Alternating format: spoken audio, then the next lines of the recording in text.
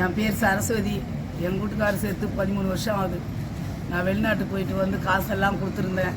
அந்த மனைகளுக்கு நிறைய ஒரு 2-3 லட்சத்துக்கு கொடுத்துருக்குறேன். கிட்டத்தட்ட எனக்கு பட்டா மாற்றி தரேன்னு சொல்லிட்டு அந்த பட்டாவை கிடையாது போச்சு. கிடையாது போகிறதுக்குள்ள நான் தனியாச்சாலம் மணிக்கார்கிட்ட கேட்டு.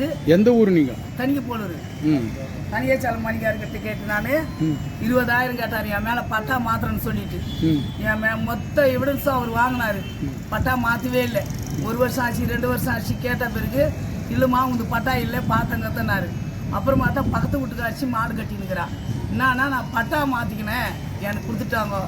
இது ராஜகோபால்ன்ற மணியை, ராஜகோபால் மகன் ஆனந்த நிர்மலா மணியை வந்து ரங்கசாமி மகன் புருஷோத்தமனை மாற்றிட்டு இருக்கிறாங்க. அவங்க வந்து அதிகாரம் பண்ணி அவங்க வந்து ரயில்வேக்காரங்க 10 வீடுக்குது, 10 லேண்டுக்குது அரக்கோணத்தில். அவங்க என்ன வந்து இடமே கிடையாது, குந்த இடம் கிடையாது. அவங்க எந்த ஆதார் கார்டு கொடுப்பாருங்க. எங்கள் வீட்டுக்காரர் நானும் விவசாயம் பண்ணுங்க. நான் வெளிநாட்டு சவுதிக்கு போய் 10 பாத்திரம் பேசி கஷ்டப்பட்டு பணம் அனுப்பினா எங்கள் வீட்டுக்காரரும் படிக்காதது, நானும் படிக்காதவா. என் மணியெல்லாம் ஏமாற்றி வாங்கி வச்சுக்கின்னு பக்கத்தில் இருக்கிறவங்க எல்லாம் பண்ணாங்க. என் அக்காவே கூட 15,000 நகை வாங்கி எனக்கு கொடுக்காது எகரச்சிட்டா. அவள் வராதுனால எங்களுக்கு ரொம்ப இலக்காரமாகி போய் எனக்கு எல்லாம் பறிப்பாக வச்சாங்க. நான் 30 வருஷமா நான் கஷ்டப்பட்டு. எத்தனை வருஷமா இங்கே வந்து போய் நிற்கிறீங்க? 3 வருஷம் ஐயா. எல்லாரையும் பார்த்தீங்களா? எல்லா ஆஃபீஸரும் என்னதான் சொல்கிறாங்க? 3 கலெக்டர் மாற்றாங்க, 3 தாசில்தார் மாறிக்கிறாங்க. அதில் வந்து எனக்கு சேலம் சேர்ச்சது மட்டும் தாசில்தார் வந்து சண்முக சுந்தரம். இத்த கூட கொடுக்க முடியாது போ இன்னைக்கு அமிச்சாரு எனக்கு. அவர் தான் பட்டா பண்ணிக்கிறாரு.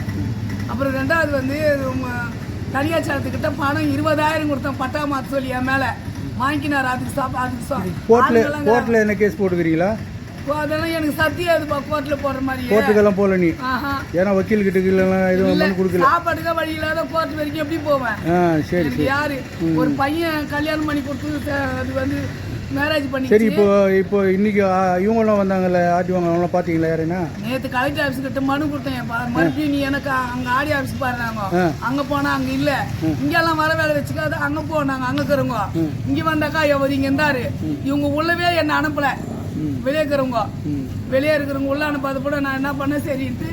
ஏன் என்ன அனுமாட்டேன், இது ஏன் கஷ்டம், இது திருப்பம் கொடுத்த பட்டால யாருக்கும் மடக்குறதில்லை. 100 வருஷம் இடம் என் நாம்பியா மண்ணெல்லாம் கொட்டி செத்தே போட்டான். அந்த மணியை மடக்கி அடிச்சு 6 சென்ட் எங்கள் வீட்டுக்கார் மேலே இருக்குது எழுதி வச்சுங்கிறோம். இந்த ஆட்சி வந்த பிறகு எத்தனை தடவை வந்தீங்க இந்த ஆஃபீஸுக்கு?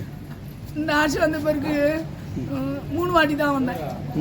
இங்கே மட்டும் வந்துக்கிற 10 தடவை. கலெக்டர் ஆஃபீஸ்க்கு 3 வாட்டி போய்க்கிறாங்க. நோட்டு இருக்குது அந்த சீட்டுங்க. இப்போ என்னதான் சொல்றாங்க? செய்யறேன்றாங்களா செய்ய மாட்டேன்றாங்க? ஒண்ணுமே பேசுறது இல்ல. வருது பார்த்தாக்கா இங்க வராது போன் அனுப்பிடுறது. என்ன இங்க ஏன் வர, சாப்பிட்ற நேரத்துக்கு ஏன் வரன்றது இது மாதிரி தான் சொல்லி என்னை அனுப்பிடுறாங்கப்பா. இல்லைன்னா கோர்ட்டு பேசி போட்டுக்கொண்டாங்க. கோர்ட்டு கேசி எனக்கு துட்டு ஏதுப்பா வசதி. சரி சரி சரி சரி ஓகே. திரும்ப பஸ்ஸு போகிறேன் வரேன் அப்படின்னா இங்கே வரத்துக்கு அப்போ கூட யார்கிட்ட நான் கடன் 150 வாங்கிட்டு போகிறேன். சரி ஓகே சரி அது ஒன்று.